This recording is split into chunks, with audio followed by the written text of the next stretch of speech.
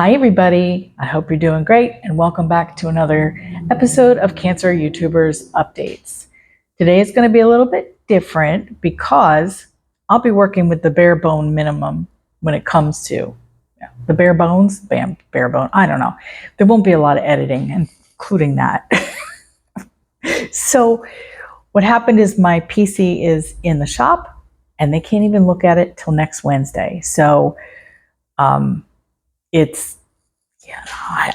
going to have to be at the mercy of the editing tools on YouTube, which means there's not going to be any pictures of the cancer YouTubers that we follow, but there is a chapter lineup in the descriptions below if you need any names, and there will be just there won't be an opening, there won't be an ending, just hi and bye. I'm sorry. And I also have, to my members, an exclusive video I'm editing, and that is on the PC.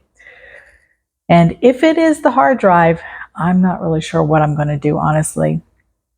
I'm starting to feel this is like one of the reasons I'm still here is because I'm supposed to support the community. And it's not coming without expenses, that's for sure. So if you are absolutely able, and only if you are able, I have a membership.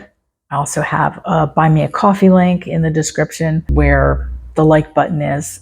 And if you could hit that, I would appreciate it. Every little bit helps, and I appreciate all of your support. All right, so this is your fancy opening. Hi, welcome back to my channel. And I want to start today with Big Valley Living. Last week, Michelle told us about the boysenberry jam that they made. I love boysenberries, but they aren't really grown much on the East Coast. So we have blackberries though, and I like those as well. But the season is so short, I keep missing it. Anyway, it's food, so of course I'm going to take a little detour. Sorry about that. She also talks about how her treatments are going and how the tumors have shrunk, and we all hope that trend continues.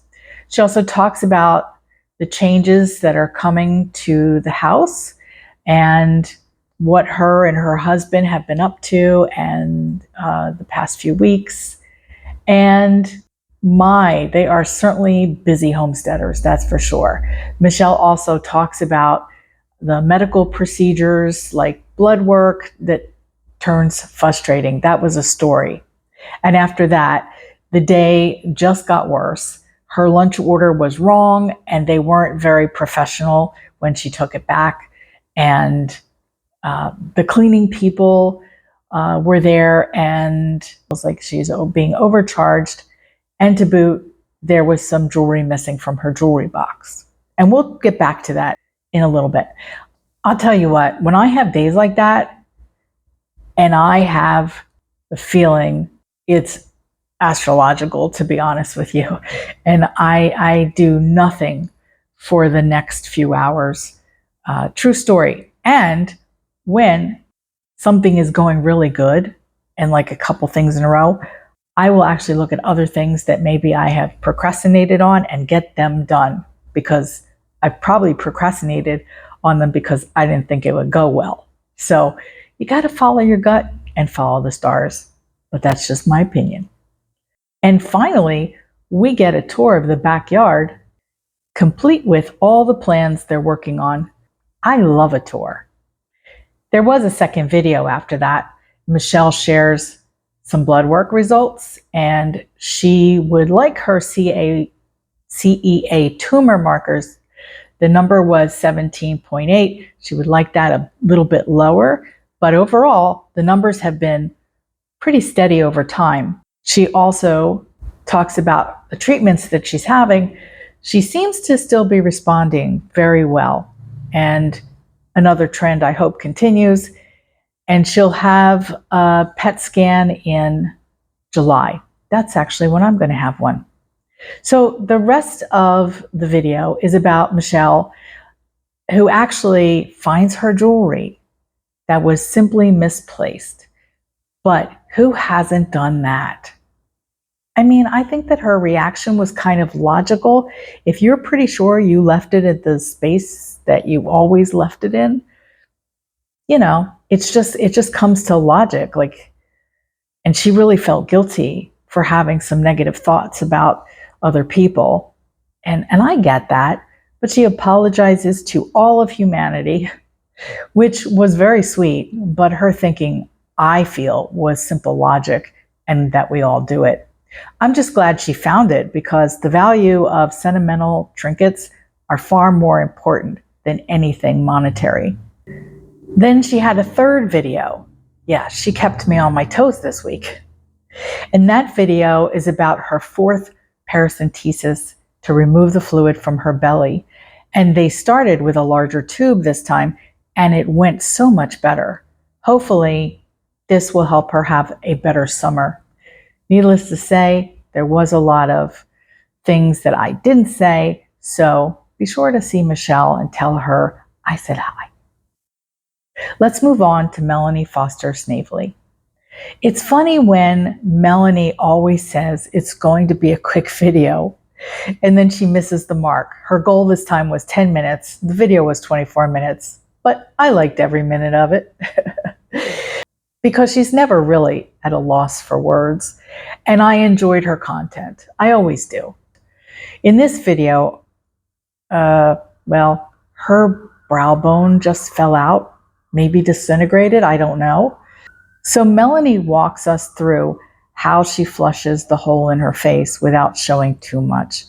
But she's very good at making sure that anyone who doesn't want to see it can look away in time and at certain moments.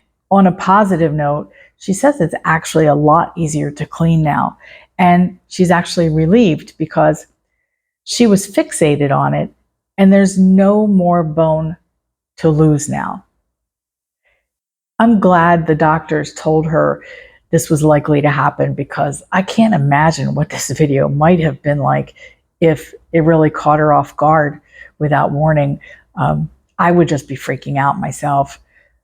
I'll tell you what I did enjoy, for sure, was her little baby girl bringing her plastic food and singing. It was really, really cute. I would love to see more of her, but the world is just not a safe place anymore, and I get it. But I'd rather see our children safe. Bill Imler. Last week, Bill announced a big change to his channel. He wanted to start an online cancer support group, and he hasn't really wasted any time. And I'm already a big fan. It will include interviews with people affected by cancer and people that want to share their stories with us. And if you missed the first episode on Thursday, don't worry. The next one is this Sunday at 7 p.m. Eastern Time. Bill, we wish you all the best in this new venture. And I just know, you're going to help a lot of people. Okay, let me talk about my channel for a second, specifically tomorrow. A few hours before Bill's next episode, I actually have a live stream scheduled at 4 p.m. Eastern Time. That's New York time, in case you're not in the country. That I'm very excited for. How much do you know about our cancer YouTubers? Well, let's do a little trivia game and find out. I think this is just going to be so much fun, and I hope that you can join us. All right, commercial break is over. Let's talk about Age's adventures. Age uploaded a video he made a week earlier about having his second surgery. And he was meeting with his plastic surgeon soon and would be scheduling it probably sometime in June. So essentially, the oncology surgeon will hopefully get any lingering cancer cells out of the nostril. Then the plastic surgeon will follow up right after she's done, and he'll do his magic in there. I guess he's going to fix the cartilage and all that stuff, but he'll close them up and he'll send him on his way. A one and done kind of day. That will be so much easier than looking at multiple trips to the OR. There have been times in my life where I have asked that kind of scenario, but I mean, can't we just do that all at once? And it was a reasonable logic that it could be done, but the answer was nope. That would be too efficient and not very cost effective for them. Now, at my current age, no, I wouldn't even ask. But a resilient younger person like Age, I feel like some considerations should be made more often. Of course, this is just my humble opinion. I'm not a medical professional, so don't listen to me. I love you, AI. Age also says he put on some weight and he's not so happy about that. But I did like that he honored his body, and just we can go a little too far. But I think, a little discipline is good, but still give yourself a break. You've been through a lot. He certainly puts in his steps, so he'll probably get rid of any extra pounds easily enough. And Age, I would love nothing more than to have to stop following your cancer journey soon. In fact, I'm counting on it. So go see Age and catch up on all the other things that he shared. Big no-no, Noah Thomas. Noah uploaded a video vlogging his recovery from chemo round 10. He talks about the side effects he's having in real time, which I appreciate because I think that helps a lot of people going through a similar journey. I know a few of them personally, like a metallic taste in your mouth, and it makes most foods taste horrible or sometimes like nothing at all. And at the 9-minute mark, I was pretty sure he was going to hurl, but he didn't. But the whole thing really brought back some memories for me. Not all good ones, I'm afraid. But for some reason, I craved McDonald's every night, a burger, fries, and sometimes a milkshake. And I don't even really eat fast food. I really can't recommend it as far as eating unhealthy foods on chemotherapy. I mean, you are trying to get healthy after all. You don't need anything else killing your cells in your body. Comparing it to a hangover, Noah was very open and honest. And one of his main concerns was balancing the truth of the experience with the goal of not scaring anyone. Now, I'll tell you what, that's a very compassionate person right there.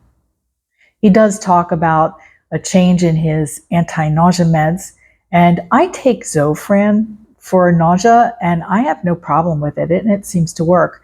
I had no idea how many people actually have problems with it. So he made the change to Aloxi, and it seemed to work much better for him. All in all, the aftermath of round 10, he said, was better than some of the previous chemo rounds in recovery. So that's great to know. I hope whatever you have left in the way of treatments go very well. Let's talk about Daily Kenji. Kenji got some really good news. His pelvic MRI was clean, so no recurrence there. That's a great relief. But he's actually more concerned about the PET scan he has coming up. Kenji also talks about his PCP, and he obviously adores his doctor. And the rest of the video is dedicated to spiritual belief systems and free will choices. So choose to go see Kenji. A very quick update on Tiffany Thinks. Since her clinical trial ended, she saw her regular oncologist, and they're going to do a PET scan. If the cancer is still confined to her neck and ribs, then she can have radiation on both areas. That is probably the best case scenario here. So fingers crossed. So there's lots more for you to go see, but that's the medical update. Can Ramblers. Steve posted this week, and I thought I would just read that post to you.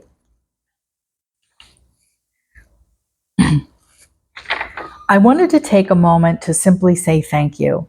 Thank you for the prayers, messages, emails, comments, and words of encouragement. The love shown to our family over the past year, and especially these last 2 weeks, has been overwhelming. I'm still working my way through thousands of comments that have been left across our videos and posts. They are a beautiful reminder of just how many lives Nancy touched, and they will remain a lasting part of her legacy of love. The celebration of Nancy's life was a beautiful day. There is a link on Can Ramblers if you want to see that. And the service reflected so much of what she was: faith, hope, love, family, and a life spent caring for others. I know many of you were just not able to attend in person, but I always know you were with us in spirit. Many of you joined us through the live stream or watched the recording afterwards. I'll post a link again below in case you haven't had the opportunity to watch the service. Sorry about that. I haven't read this ahead. Over the past couple of weeks, my family and I have been spending a lot of time together as we begin a new chapter of life. We've shared meals, told stories, laughed, cried, and remembered. Those moments have been a tremendous gift. I've also been spending some time in Michigan's Upper Peninsula. The beauty, quiet, slower pace, and time outdoors have been really good for my soul. Nancy loved it here. It has provided space to think, pray, reflect, and begin seeking God's direction for whatever comes next. The grief is real. I miss my best friend every day, but I'm also grateful for nearly 30 years together, grateful that Nancy is no longer suffering, and grateful for the hope we have in Christ. Thank you for continuing to walk alongside our family through this season. Your encouragement means more than you know. Look for a regular video update on Tuesday. Steve. Thanks for checking in with us, Steve. You know, I can definitely speak for everybody that our hearts go out to you and the family. And, you know, grief takes as long as it takes. If you're not ready to come back on Tuesday, that's perfectly fine. We're just glad you're coming back to the airwaves, and we'll talk to you soon. And finally, a little update from Francine's cancer journey. I was recently interviewed for a newspaper about the MAID program. The reporter just emailed me a link, literally just emailed me a link to which bypasses the paywall, but I haven't had time to even read it.